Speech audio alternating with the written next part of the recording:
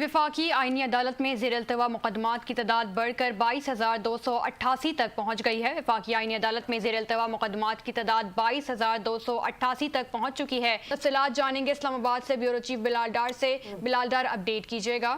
جی بالکل، جو اس وقت ہمارے پاس دستاویزات آئی ہیں اس کے مطابق وفاقی جو عدالت ہے اس میں بہت سارے مقدمات پینڈنگ میں چلے گئے ہیں۔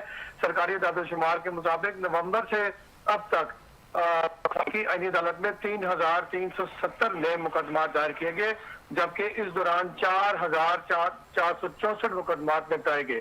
ذرائع کے مطابق وفاقی آئینی عدالت کے قیام کے بعد نومبر میں سپریم کورٹ میں 22,000 سے زیادہ مقدمات نئے فورم کو منتقل کیے گئے تھے۔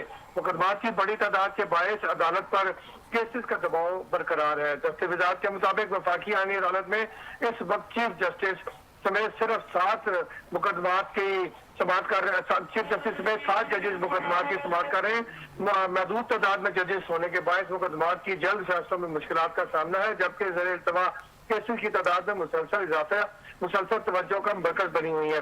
قانونی حلقوں کا کہنا ہے کہ مقدمات کے بر وقت فیصلوں اور زیر التوا کیسز میں کمی کے لیے ججز کی تعداد میں اضافہ ناگزیر ہے، تاکہ آئینی اور عوامی اہمیت کے مقدمات کو جلد نمٹایا جا سکے۔ جی، تفصیلات کے لیے شکریہ بلال۔